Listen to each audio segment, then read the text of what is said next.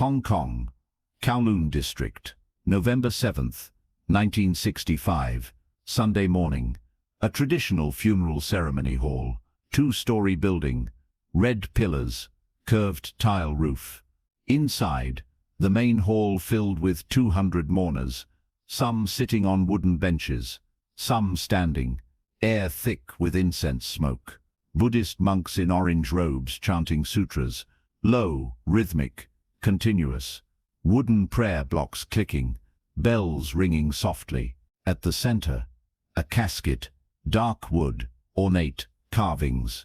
Inside lies Hoi-chuen, Bruce Lee's father, 64 years old, opera star, actor. He died 3 days ago. Heart failure, sudden. Now his family performs the rituals that tradition demands. Bruce Lee stands beside the casket, 25 years old. Black traditional funeral clothes, white headband, the symbol of a mourning sun. His face composed but eyes show grief. He has been standing here for 2 hours receiving condolences, bowing, thanking people. His mother beside him, Linda, Bruce's wife, stands slightly behind, siblings nearby. This is family, this is obligation, this is respect. The mourners are family members, friends from the opera world, film industry people, neighbors. This is community. This is how Hong Kong honors its dead, together, publicly, with ceremony. Bruce has been in Seattle for 2 years, teaching martial arts, building his Jun Fan Gung Fu Institute. When the call came that his father died, Bruce took the first flight back, arrived 2 days ago, has been helping arrange everything. The ceremony, the rituals, the burial tomorrow. This is the son's duty. When your father dies, you come home. You perform the rituals. You honor the family. Then the atmosphere shifts. A man enters through the main door, large, 6'4", 280 pounds. Not fat, thick, solid. Built like someone who has used his body as a weapon for years. Dark suit too tight across shoulders. Face hard, scarred, nose broken more than once. Hands too big, knuckles misshapen from impact. This is not a mourner. His name is Chan Wei, known as the Mountain, because of his size. He works for the Triads, Sun Yi, on organization, one of the most powerful criminal syndicates in Hong Kong. Chan is an enforcer, the man they send when someone needs to be reminded that debts get paid and disrespect gets answered. Chan has been doing this for 20 years. He is 38 now, has broken more bones than he can count. This is his profession, violence. Chan walks in, and the energy changes. People near the door notice. Conversations stop. Some recognize him. Some recognize what he represents. Several mourners move away as Chan walks forward, creating space. Not respect, fear. Subscribe. Turn on notifications, like the video, and comment. More true Bruce Lee stories are coming. Bruce sees him coming, sees the reactions, understands immediately something is wrong. Chan walks directly toward Bruce, does not look at the casket, does not bow, walks straight to Bruce, and stops 3 feet away, close enough to invade space. The monks continue chanting, but mourners stop talking, watching. Chan says in Cantonese, loud enough for people nearby to hear Bruce Lee, "Your father owed money to my employers. The debt does not disappear when someone dies. It transfers to the son. You need to pay what is owed." The funeral hall goes quieter. Conversations stop. People turn to look. Bruce's mother steps closer to Bruce. Protective. Bruce does not move. Expression unchanged. He looks at Chan, says quietly, "My father owed no money to anyone." Chan smiles. "He borrowed money 2 years ago for medical expenses. Your mother's surgery. He was supposed to pay it back. He did not. Now the debt is yours." Bruce's jaw tightens.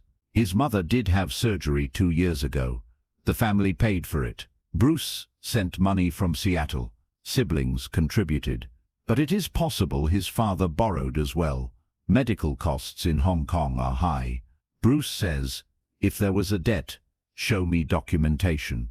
Chan says, we do not work with documentation. We work with honor. Your father gave his word. His word was the contract. Now you honor his word or dishonor his memory. This is the trap. Chan is exploiting the funeral setting, exploiting Chinese cultural values about filial piety and family honor.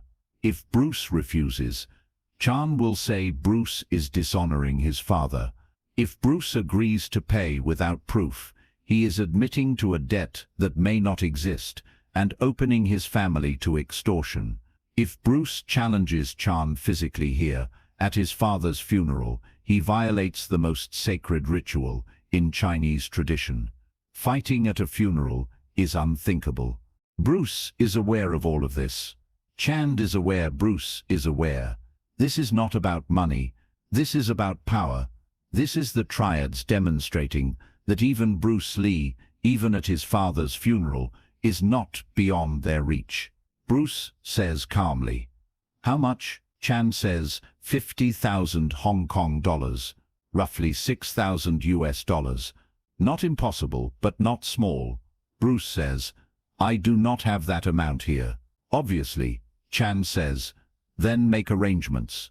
Contact your employers in America. Get the money. Pay within 1 week. Or we come back and collect differently. Bruce's mother says, we do not owe you anything. Leave. This is a funeral. You do not belong here. Chan looks at her. I respect your grief, Mrs. Lee, but business does not stop for grief. Your husband made choices. Those choices have consequences. Bruce steps in front of his mother, positioning his body between her and Chan. Chan notices, smiles. You want to do something about this, Bruce Lee. Here, in front of your father's casket, in front of the monks, in front of 200 people. Go ahead. Show everyone what kind of son you are. The hall is watching now, fully watching. The monks have not stopped chanting, but everyone else focused on this confrontation. Bruce's siblings tense. Linda watching. Some mourners look angry. Some frightened. Some resigned. This is Kowloon. This is how the Triads operate. They do not respect boundaries. They do not respect sacred spaces. Bruce does not move, does not attack, does not raise his voice, says, quietly, calmly, you are correct that I will not fight you here. This is my father's funeral. I will not dishonor him by turning this ceremony into violence. But you need to understand something. If you continue standing here, disrupting this funeral, disrespecting my family, you are creating a problem that will not end today. A problem that will follow you. Not here, not now, but soon. When this ceremony is over, when my family has had time to grieve, you and I will have a conversation about this debt, about proof, about honor, and that conversation will not be in a funeral hall. Chan's smile fades. He is reading Bruce's eyes, trying to determine if this is a bluff. Bruce continues, you want money? Fine. Give me documentation. Give me names of witnesses who saw my father borrow this money. Give me proof. If you can do that, I will pay. But if you cannot, if this is extortion, if you are using my father's death to pressure my family, then you have made a mistake, because I will find out. I will ask questions, and if this debt is fake, if you are lying, you will answer for that. Chan is quiet for a moment. This is not how this was supposed to go. People are supposed to be intimidated by his size, supposed to pay to avoid trouble. But Bruce is not intimidated. Bruce is making a counter-threat, carefully, not violating the funeral space, just promising consequences. Chan says, 1 week, you have 1 week. If I do not see payment, we come back. Next time we do not come to a funeral, We come to your mother's home, to your siblings. We make this family understand what happens when debts are not paid. Subscribe, turn on notifications, like the video, and comment. More true Bruce Lee stories are coming. Bruce says, "Come to my mother's home and you will regret it." Cham says, "Is that a threat?" Bruce says, "It is a fact. You want to test it.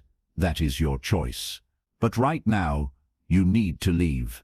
This ceremony is not finished. You have said what you came to say. Now go." Cham looks around, sees 200 people watching, sees monks chanting, sees the casket, realizes he has pushed as far as he can without looking disrespectful himself. He says, "1 week. Do not forget." Turns and walks toward the door. Footsteps loud on wooden floor. People move out of his way. Door closes. The hall is silent for a moment. Then slowly conversations resume. People approach Bruce and his family, offering support, offering anger. How dare he, at a funeral? Unthinkable. Bruce thanks them, expression calm. But inside he is calculating. Is the debt real? He needs to find out. Over the next 6 days, Bruce investigates, talks to his father's friends, colleagues, his mother, siblings, looks through financial records, bank statements, letters. He finds no evidence of any loan, no evidence his father ever borrowed money from the Triads. His mother's surgery was paid with family money. Money Bruce sent. Money his father saved. Money siblings contributed. There was no loan. Chan was lying. This is extortion. On the 7th day, Chan returns. Not to the funeral hall, to a tea house in Kowloon, neutral space. Bruce is there waiting. Sitting at a table, Chan walks in with 2 other men. Back up. Chan sits across from Bruce. Says, "You have the money?" Bruce says, "No, because the debt does not exist. I investigated, spoke to everyone who knew my father's finances. He never borrowed money from your organization. You lied." Chan's expression hardens. "Are you calling me a liar?" Bruce says, "Yes, I am. You came to my father's funeral to extort my family. You thought grief would make us vulnerable. You were wrong." Chan stands. The 2 men step closer. Physical threat. Bruce does not stand. Says calmly, "You can try to attack me. That is your choice. But understand something. If you touch me, if you touch my family, this becomes bigger than you. This becomes a question of whether the Sun Yeon organization wants to make an enemy of me. I am not a businessman. I am not a shop owner. You can intimidate. I am someone who can bring attention. Media attention, police attention, American attention. I have contacts in the film industry, in journalism, in law enforcement. If I make a statement that the Triads are extorting my family, that becomes news, that becomes pressure on your organization. Pressure they do not want." Chan stares. Bruce continues, "Or you can walk away. You can admit this debt does not exist. You can leave my family alone, and this ends here. No one loses face. No one gets hurt. You just move on to easier targets." Chan's is quiet, calculating. Bruce is not bluffing. Bruce has connections, has access, has the ability to make this a public problem. And public problems are bad for business. Chan says finally, "This is not over." Bruce says, "Yes, it is. If I see you near my family again, we will have a different kind of conversation." Chan turns, walks out with his 2 men.